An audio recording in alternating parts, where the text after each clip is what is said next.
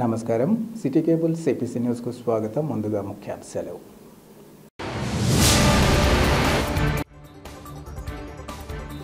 కేంద్ర రాష్ట్ర ప్రభుత్వాల పాలనా తీరు తీవ్ర అభ్యంతరకరం. మోదీ, చంద్రబాబు అనుసరిస్తున్న విధానాలపై మాజీ ఎంపీ చింతామోహన్ ఆగ్రహం.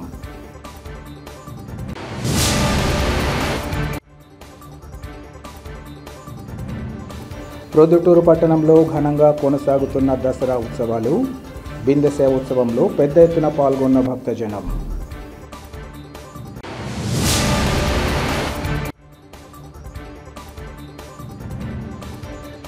వైఎస్ జగన్ హయాంలోనే బుగ్గవంక పనులకు నిధులు. టీడీపీ నేతల తీరును తప్పుపట్టిన వైసీపీ కార్పొరేటర్లు. ప్రొద్దుటూరు పట్టణంలో నిర్వహిస్తున్న దసరా ఉత్సవాలలో భాగంగా ఈరోజు బిందెసేవ కార్యక్రమం ఘనంగా సాగింది. దసరా ఉత్సవాలలో ప్రత్యేకత ఉన్న మూలా నక్షత్రం రోజున ఆర్యవైశ్య సభ ఆధ్వర్యంలో బిందెసేవ నిర్వహించడం ఆనవాయితీగా వస్తుంది. అమ్మవారి పుట్టినరోజైన మూలా నక్షత్రంలో తెల్లవారుజామున వాసవి ఉద్యానవనంలో ప్రత్యేక పూజలు చేసి బిందెపై అమ్మవారి ప్రతిమ నుంచి ఆర్యవైశ్యులు నిష్ఠాగరిష్టతో వాసవి మాతను స్మరిస్తూ పట్టణ పురవీధుల్లో బిందెసేవ నిర్వహిస్తారు. ఇందులో భాగంగా బిందె సేవలను ఎంపిక చేసి ప్రధాన కలశాన్ని దక్కించుకున్న భక్తులు దాన్ని శిరస్సుపై ఉంచుకొని ఊరేగింపుగా బయలుదేరారు. దీక్షలో ఉన్న మరికొందరు బాలలు, యువకులు ఊరేగింపులో పాల్గొన్నారు. వీరశక్తి నృత్యం భక్తులను ఎంతగానో అలరించింది. అడుగడుగున భక్తుల నీరాజనాలు అందుకుంటూ బిందె సేవ ఊరేగింపు సాగింది. వాసవి మాతను స్మరించుకుంటూ భక్తులు జై వాసమాంబ అంటూ నినాదాలు చేశారు. ఈ కార్యక్రమంలో ఆర్యవైశ్య ప్రముఖులు, ఇంకా వారి కుటుంబ సభ్యులు, ఉత్సవ కమిటీ కార్యవర్గ సభ్యులు పాల్గొన్నారు.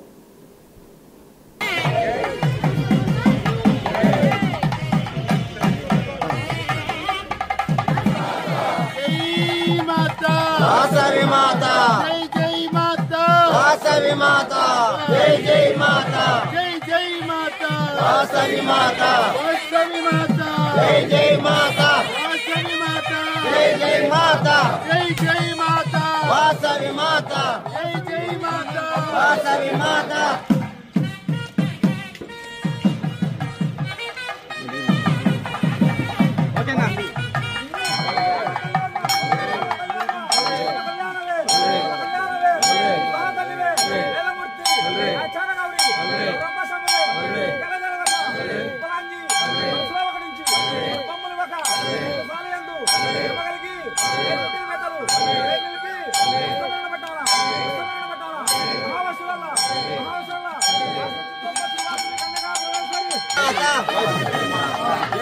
माता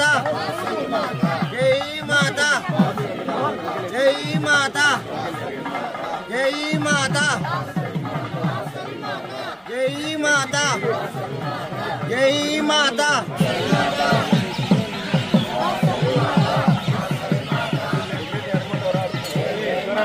माता वासवी माता वासवी माता वासवी माता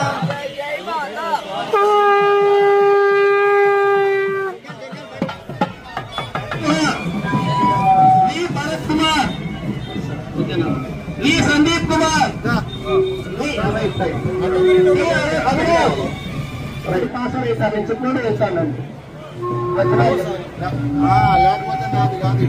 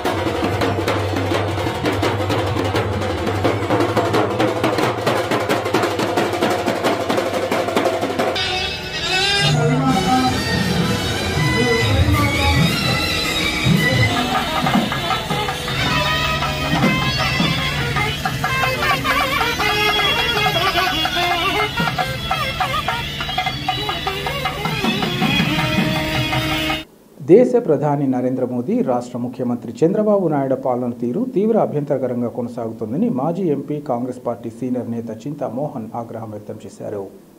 కడప నగరంలోని ప్రెస్ క్లబ్లో ఏర్పాటు చేసిన విలేకరుల సమావేశంలో ఆయన మాట్లాడారు. 11 ఏళ్లుగా ప్రధానిగా మోదీ కొనసాగుతున్న తరుణంలో వాగ్దానాల అమలులో ఫెయిల్ అయ్యారన్నారు. నల్లధనం బయటకు తీస్తానంటూ ఆయన ఇప్పటికీ ₹1 తీశారా అని ప్రశ్నించారు. ఒకరి ఖాతాల్లో 15 లక్షలు వేస్తామన్న మోదీ ఇంతవరకు 1 పైసా కూడా వేయకపోగా 1 ఉద్యోగమైనా ఇచ్చారా అని ప్రశ్నించారు. చంద్రబాబు స్వార్థ రాజకీయ ప్రయోజనాల కోసం కులాల మధ్య గొడవలు పెట్టారని ఈ సందర్భంగా చెప్పారు. ఒకప్పుడు పేదల గురించి అసెంబ్లీలో మాట్లాడేవారని, కానీ ఇప్పుడు పరిస్థితి లేదన్నారు. రాష్ట్రంలో పేరుకే కూటమి కానీ వారిలో వారికే ఐక్యత లేదన్నారు. రాష్ట్రంలో 2024లో జరిగిన ఎన్నికలు పలు అనుమానాలకు దారితీస్తున్నాయని అన్నారు. ఈవీఎం ట్యాంపరింగ్ జరిగినట్లుగా అనుమానాలు వ్యక్తం చేశారు. మెడికల్ కళాశాలలను ప్రైవేటీకరణ చేయడం పూర్తిగా తప్పని, పెండింగ్లో ఉన్న 15 మెడికల్ కళాశాలల నిర్మాణాన్ని పూర్తి చేయాల్సిన బాధ్యత ప్రభుత్వంపై ఉందని ఆయన తెలిపారు.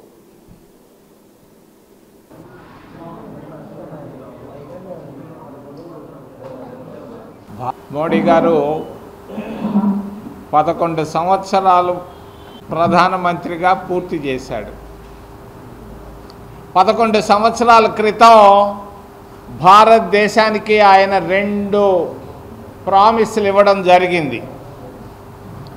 మొదటి ఏంటంటే దేశంలో ఉన్న నల్లధనాన్ని అంతా బయటకు తీసుకొచ్చి ప్రతి కుటుంబానికి, భారతదేశంలో ఉన్న ప్రతి కుటుంబానికి 15 లక్షల రూపాయలు ఇస్తానని చెప్పడం జరిగింది. చెప్పి 11 సంవత్సరాలైంది. 15 లక్షల రూపాయలు భారతదేశంలో ఏ కుటుంబానికైనా ఇప్పటిదాకా ₹1 వచ్చిందా అని నేను అడుగుతున్నాను ఆయన్ని. చెప్పిన వాగ్దానం సంపూర్ణంగా ఫెయిల్ అయింది. మోడీ చెప్పినటువంటి వాగ్దానం. లక్షాధికారులు కాదు కదా, ఈ రోజుకి 3 పూటలు అన్నం తినలేకపోతున్నారు పేదవాళ్ళ పరిస్థితులు. 2 కోట్ల మందికి నిరుద్యోగులకు ఉద్యోగాలు ఇస్తా అన్నాడు 11 సంవత్సరాల నాడు. 11 సంవత్సరాలు దాదాపుగా పూర్తి అయిపోయింది. అంటే 22 కోట్ల మంది నిరుద్యోగులకు ఈరోజు ఉద్యోగాలు ఇవ్వాలి నరేంద్ర మోడీ, భారతీయ జనతా పార్టీ. 15 సంవత్సరాల్లో ముఖ్యమంత్రిగా చంద్రబాబు నాయుడు గారు ఆంధ్రప్రదేశ్ రాష్ట్రానికి ఏం చేశాడు? 15 సంవత్సరాలు, 1 సంవత్సరం అయితే అడగాల్సిన పనిలే, 3 అయినా అడగాల్సిన పనిలే. 15 సంవత్సరాల్లో ఆంధ్రప్రదేశ్ రాష్ట్రానికి చంద్రబాబు నాయుడు గారు ఏం చేశారు? నేను మొన్ననే పోయి వచ్చాను వాళ్ళ సొంత నియోజకవర్గానికి, కుప్పంలో కూడా ఏమీ చేయలేదు ఆయన. కనీసం ఇడ్లీ కొట్టు లేదు.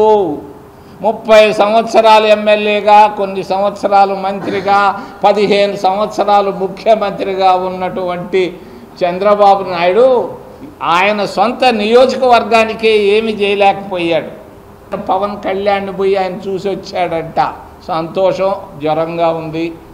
అక్కడ మాట్లాడినంట, ఈరోజు పేపర్లో చూశాను, జిఎస్టీ పైన 1000 మీటింగుల పైన మనం పెట్టాలా ఆంధ్రప్రదేశ్ రాష్ట్రంలో.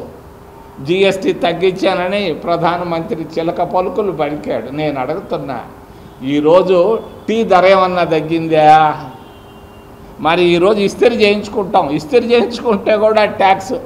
మరి ఇస్త్రీ బట్టలు ఇస్త్రీ చేస్తే డబ్బు ఏమైనా తగ్గించారా? పోనీ మరి అంతేకాదు, ఇస్త్రీ కాదు, ఇడ్లీ కొట్లో ఇడ్లీ, ప్రతిదీ నూనె కానీ ఏదైనా ధరలు తగ్గాయా? ఊరికే మాటల్లో ఊరికే ప్రజాస్వామ్యాన్ని చూపిస్తూ గారడి చేస్తూ పోతున్నారే కానీ జిఎస్టీ వల్ల, ఈ గబ్బర్ సింగ్ ట్యాక్స్ వల్ల ధరలు తగ్గాయన్నది నాకైతే ఎక్కడా కనపడటం లేదు. రెండోది, ఈ మధ్య సామాజిక న్యాయాన్ని గురించి చంద్రబాబు నాయుడు బాగా బ్రహ్మాండంగా ఉపన్యాసాలు ఇస్తున్నాడు.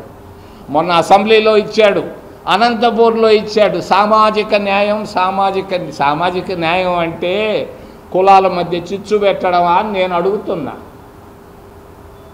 రాష్ట్రంలో 2 కులాలు ఉన్నాయి, ఎస్సీల్లో మాదిగా ఉన్నాయి.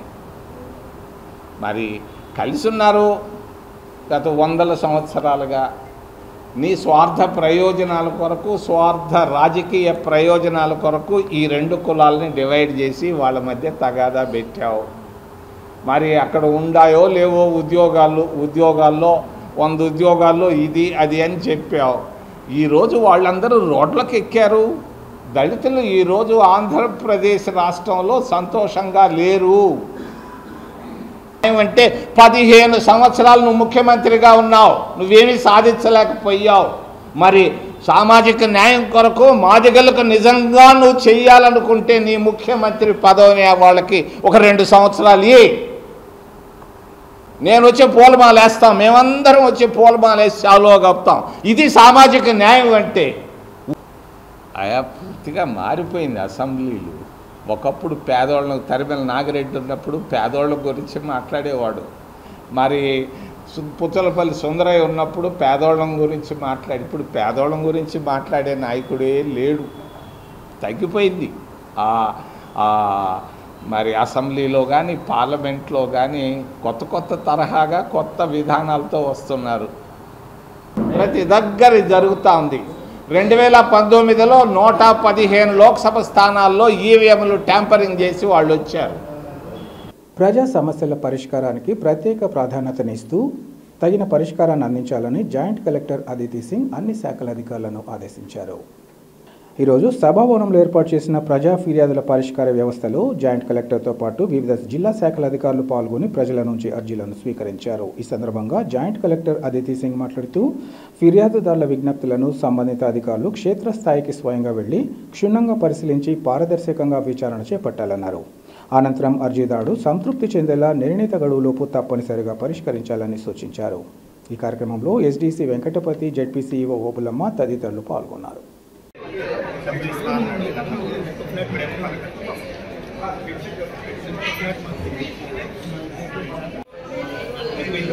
చాలా రోజులు అయితే చెప్తే గట్టిగా డబ్బులన్నా కనిపిస్తుంది.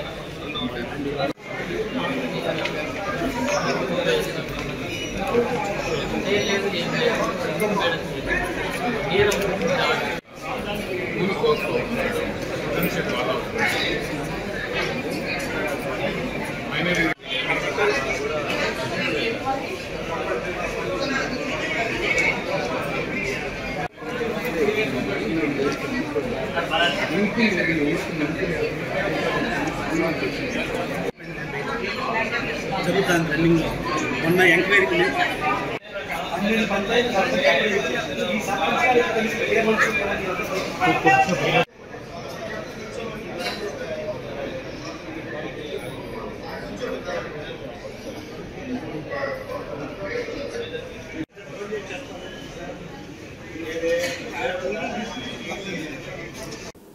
కడప నగరం రవీంద్రనగర్ వాసుల ఇబ్బందులను గుర్తించి వంతెనల నిర్మాణానికి వైఎస్ జగన్ హయాంలోనే నిధులు మంజూరు చేయగా టీడీపీ నేతలు దుష్ప్రచారం చేయడాన్ని ఖండిస్తున్నామని వైసీపీ కార్పొరేటర్లు నేతలు తెలిపారు. కడప నగరంలోని అంజాద్ బాషా క్యాంపు కార్యాలయంలో ఏర్పాటు చేసిన విలేకరుల సమావేశంలో వారు మాట్లాడారు. గతంలో బుగ్గవంక వరద నీటి ఉధృతికి ఎంతో మంది ప్రాణాలు కోల్పోయారని, దీన్ని దృష్టిలో ఉంచుకుని బుగ్గవంక రక్షణ కూడా అప్రోచ్ రోడ్డు చేపట్టడం జరిగిందన్నారు. 2023 వంతెనల నిర్మాణం కోసం 20 కోట్ల నిధులు మంజూరు చేయగా నిధులు తాము తెచ్చాం కాబట్టి టెంకాయ కొట్టామన్నారు. అయితే కాంట్రాక్టర్ తండ్రి చనిపోవడంతో పనులు చేపట్టలేకపోయారని, ఆ తర్వాత ఎన్నికల కోడ్ రావడంతో పనులు ఆగిపోయాయన్నారు. జగన్ హయాంలో మంజూరైన నిధులు తెచ్చామని చెప్పుకుంటే ప్రజలు ఆశించుకుంటున్నారన్నారు. తాము వేసిన శిలాఫలకాలను తీసేసి మీరు వేసుకోవడం సరికాదని అన్నారు. వైసీపీ హయాంలోనే నిధులు మంజూరు చేస్తే అదే జీవోను మార్పు చేసి తామే చేశామని చెప్పుకోవడం సిగ్గుచేటన్నారు. ప్రజలను తప్పుదారి పట్టించడం సరికాదని వారు హితవు పలికారు. ఈ సమావేశంలో కార్పొరేటర్లు తదితరులు పాల్గొన్నారు. నిన్నటి దినము మన కడప ఎమ్మెల్యే గారైన రెడ్డప్ప గారి మాధవరెడ్డి గారు మన షామీరియా బ్రిడ్జ్కు శంకుస్థాపన చేసినానని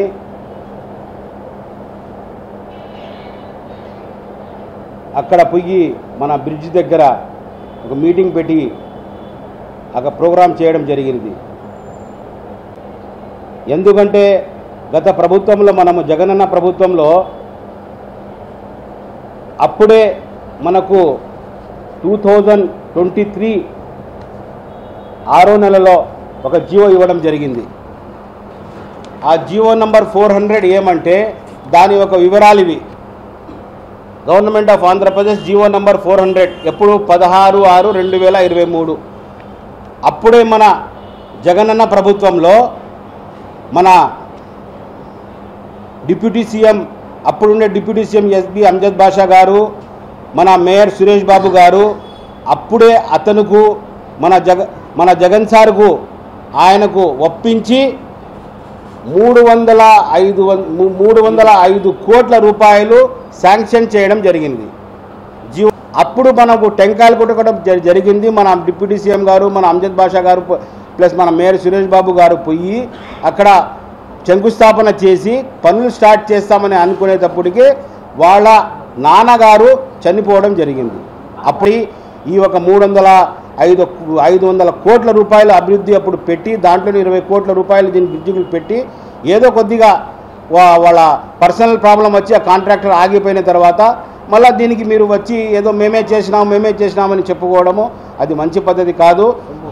గతంలో జగన్మోహన్ రెడ్డి గారు సీఎంగా ఉన్నప్పుడు ఆ 2 బ్రిడ్జిలకు ఇరుపక్కల ఉన్నటువంటి వారికి వర్షాలు వస్తే ఇండ్లు మునిగిపోతున్నాయి, ప్రాణ నష్టం జరుగుతోంది, ఆస్తి నష్టం జరుగుతోంది అని 2-3 సార్లు వర్షాలు రావడం, మా దాదాపు 7 రోడ్లు నాగరాజపేట వరకు గుర్రాలగడ్డలో వర్షాలతో మునిగిపోయి చాలామంది ప్రాణాలు కోల్పోయిన సందర్భం, మరి అలాగే ఆస్తి నష్టం కూడా ఎక్కువ జరిగినటువంటి సందర్భం. ఆ మహానేత రాజశేఖర్ రెడ్డి గారు ఉన్నప్పుడు ఆ యొక్క బుగ్గవంక ప్రొటెక్షన్ వాళ్ళు దాదాపు 80-90% చేసిన ఘనత మా యొక్క రాజశేఖర్ రెడ్డి జగన్మోహన్ రెడ్డి గారికి దక్కుతుంది. మరి ఆడ మునిగిపోతున్నారు, అక్కడ నష్టపోతున్నారు, అక్కడ ప్రజలు ఇబ్బంది పడుతున్నారని చెప్పి ఇక్కడ ఉన్నటువంటి మాజీ డిప్యూటీ సీఎం అంజద్ బాషా గారు, మరి మేయర్ గారు, ఎంపీ గారు జగన్మోహన్ రెడ్డి గారికి తిరుపతిలో సభ జరుగుతుంటే అక్కడి నుంచి పిలుచుకొని వచ్చి ఏరియల్ సర్వే హెలికాప్టర్లో తిప్పించి అయ్యా ఈ విధంగా నష్టపోతున్నారు, ప్రాణం పోతుంది, ఆస్తులు నష్టమవుతాయని జరిగితే ఆ ప్రొటెక్షన్ వాళ్ళు పూర్తిగా చేసినటువంటి ఘనత మా యొక్క జగన్మోహన్ రెడ్డి గారి అందరితో చేసుకుంటున్నా. మరి కొద్దిగా పనులు ఆగిపోవడం వలన అది ఎలక్షన్లు రావడం వలన ఆగిపోయినాయి. మరి వీళ్ళు ఎందుకు అప్రోచ్ రోడ్డు పూర్తి చేయకూడదు? మరి అలాగే ఇంకొక మాట ముందుకేసి బ్రిడ్జిలు కూడా శాంక్షన్ తీసుకొని వచ్చినటువంటి ఘనత మా మాజీ డిప్యూటీ సీఎం అంజద్ బాషా గారు, మరి అలాగే మేయర్ సురేష్ బాబు గారు, ఎంపీ గారికి దక్కుతుంది. ముఖ్యమంత్రి చంద్రబాబు నాయుడు తన స్వార్థ ప్రయోజనాల కోసం దళితులను వాడుకోవడాన్ని తీవ్రంగా ఖండిస్తున్నామని కేంద్ర మాజీ ఎంపీ చింతామోహన్ తెలిపారు. కుప్పం నుంచి మొదలైన రాజ్యాంగ పరిరక్షణ పాదయాత్ర ఈరోజు కడపకు చేరుకుంది. మాల మహానాడు నేతల ఆధ్వర్యంలో ఈ యాత్ర కడప నగరంలోని ఆర్టీసీ బస్టాండ్ వద్ద గల అంబేద్కర్ విగ్రహం వరకు సాగింది. ఈ సందర్భంగా చింతామోహన్ మాట్లాడుతూ కలిసి ఉన్న దళితులను విభజించి పరిపాలించడం తగదన్నారు. వర్గీకరణ అనేది చెల్లదని, అది భారత రాజ్యాంగానికి వ్యతిరేకమన్నారు. ఉమ్మడి రాష్ట్రంగా ఉన్న ఆంధ్రప్రదేశ్ విభజనకు ప్రధాన కారణం చంద్రబాబు అన్నారు. దళిత వర్గాలను మాల మాదిగలుగా విభజించిన కారణంగా మాదిగలు తెలంగాణను కోరుకున్నారని చెప్పారు. బ్రిటిషర్ల మాదిగా చంద్రబాబు దళితులను విభజించి పాలించాలనుకుంటున్నారని, అది ఎప్పటికీ జరగదని అన్నారు. ముఖ్యమంత్రి చంద్రబాబుకు ఎస్సీ వర్గీకరణ తీసుకొచ్చి విప్లవకారుడు తరిమెల నాగిరెడ్డిల సామాజిక న్యాయం గురించి మాట్లాడడం తగదన్నారు. మాదిగల మీద నిజంగా ప్రేమ ఉంటే పదవి నుంచి తప్పుకొని మాదిగను ముఖ్యమంత్రి చేయాలని డిమాండ్ చేశారు. దళితుల్లోని ఐక్యత, చైతన్యాన్ని దెబ్బతీసేలా వ్యవహరించే చర్యలను తీవ్రంగా ఖండిస్తున్నామన్నారు.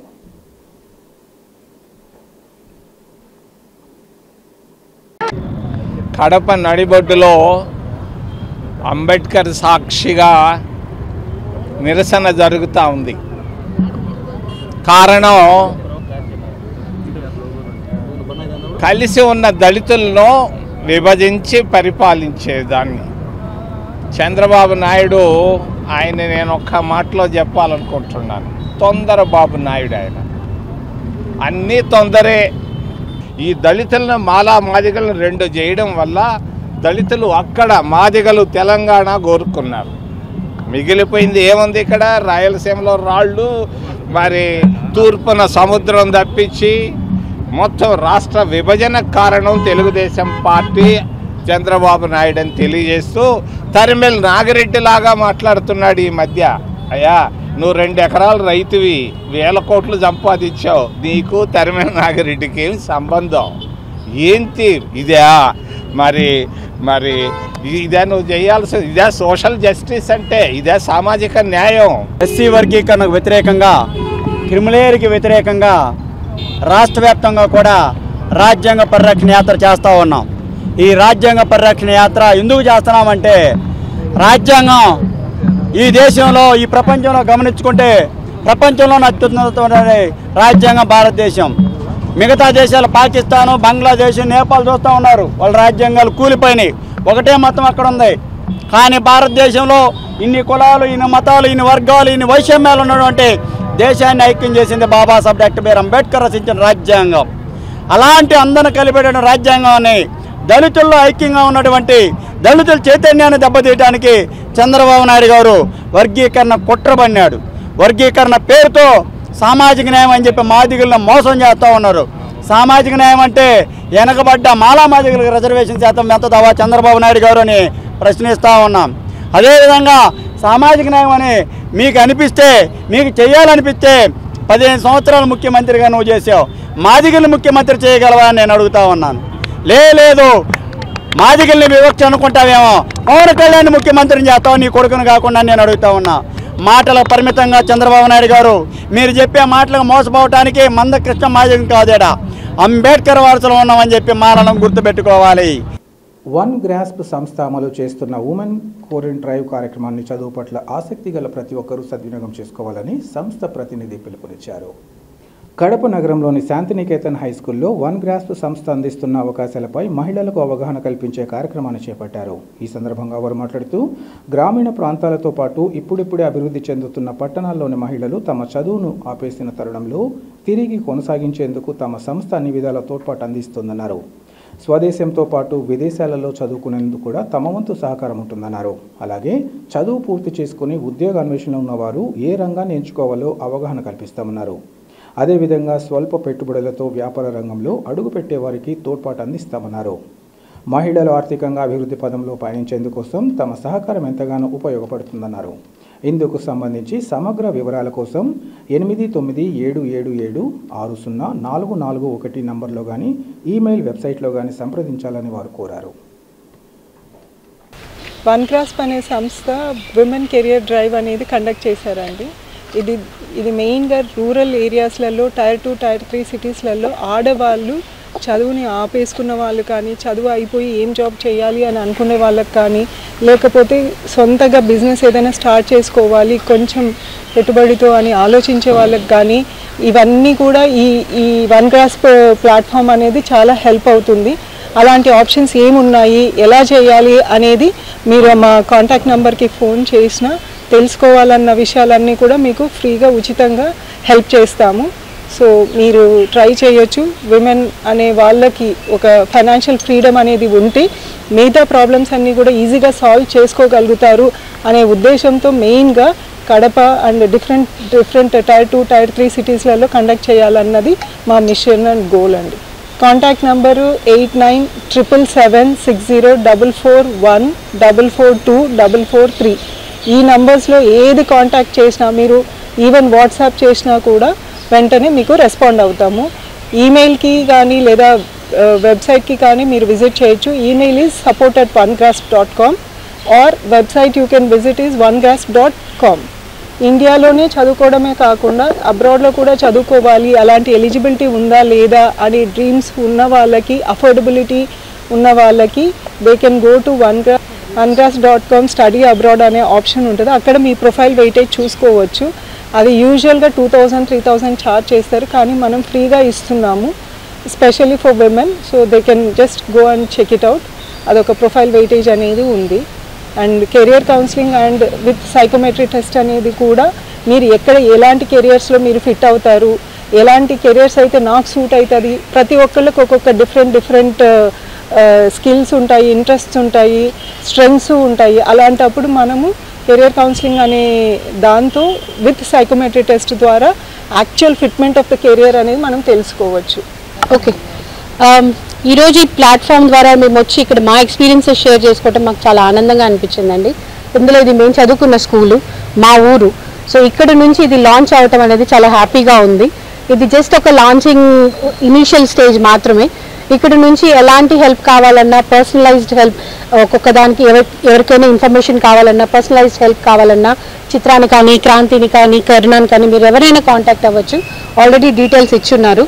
ఇవాళ రాలేని వాళ్ళ కోసం, ఇవాళ ఈ ప్రోగ్రామ్కి ఇన్ పర్సన్ అటెండ్ కాలేని వాళ్ళ కోసం ఈ మెసేజ్ మేము టీవీలో దాంట్లో ఎక్స్ప్లెయిన్ చేస్తున్నాము. Please come and make use of it and will be happy to help in every step of the way. Thank you. జిల్లాలోని వేంపల్లె శ్రీ వాసవి కన్యకా పరమేశ్వరి దేవస్థానంలో నిర్వహించే దసరా ఉత్సవాలలో భాగంగా మూలా నక్షత్రాన్ని పురస్కరించుకొని వాసవి మాత బిందె సేవ ఘనంగా జరిగింది. ఆర్యవైశ్య సంఘం అధ్యక్షుడు తోటంశెట్టి చంద్రశేఖర్, ఆర్యవైశ్య యువజన సంఘం అధ్యక్షుడు రాయవరం సుబ్బు ఆధ్వర్యంలో ఆలయ అర్చకులు ఇంద్రగంటి ప్రసాద్ శర్మ నేతృత్వంలో వాసవి మాత బిందెను అలంకరించి విశేష పూజలను నిర్వహించారు. అనంతరం వివాహం కాని ఆర్యవైశ్య యువకులు వాసవి మాత బిందెను నెత్తిన ఉంచుకొని వేంపల్లె పట్టణ పూర్వవీధుల్లో ఊరేగింపుగా వెళ్లారు. ఈ సందర్భంగా ఏర్పాటు చేసిన అమ్మవారు నరసింహస్వామి, వినాయకస్వామి, కాంతార వేషధారణలు, నృత్యాలు ప్రజలను ఎంతగానో ఆకట్టుకున్నాయి. దసరా ఉత్సవాలలో ప్రతిరోజు ఆలయంలో ఆలయ అర్చకుడు ఇంద్రగంటి ప్రసాద్ శర్మ నేతృత్వంలో వాసవి మాత ఉత్సవమూర్తికి పంచామృతాభిషేకం, కుంకుమార్చన, మంత్రపుష్పం, నివేదన తదితర విశేష పూజలు నిర్వహించారు. ప్రతిరోజు ఆలయంలో ప్రత్యేక అలంకారంతో భక్తులకు అమ్మవారి దర్శన భాగ్యాన్ని కల్పిస్తున్నారు. ఇందులో భాగంగా సోమవారం రాత్రి చదువుల తల్లి శ్రీ సరస్వతీ దేవిగా వాసవి మాత దర్శనమిచ్చారు. ఆర్యవైశ్య మహిళా మండలి ఆధ్వర్యంలో వాసవి మాతకు 5 రకాల హారతులనిచ్చారు.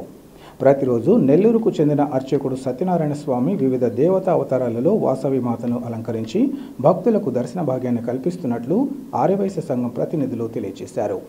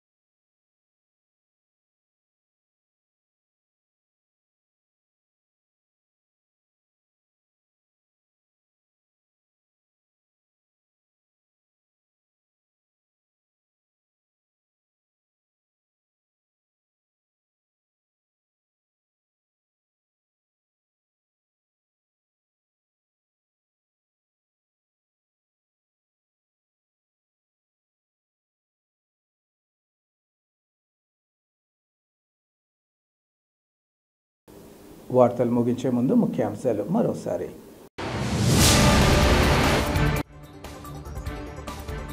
కేంద్ర రాష్ట్ర ప్రభుత్వాల పాలనా తీరు తీవ్ర అభ్యంతరకరం. మోదీ చంద్రబాబు అనుసరిస్తున్న విధానాలపై మాజీ ఎంపీ చింతామోహన్ ఆగ్రహం.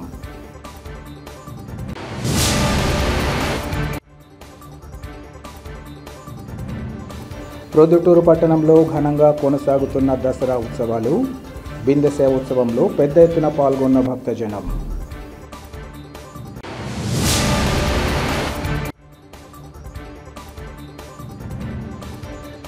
వైఎస్ జగన్ హయాంలోనే బుగ్గవంక పనులకు నిధులు.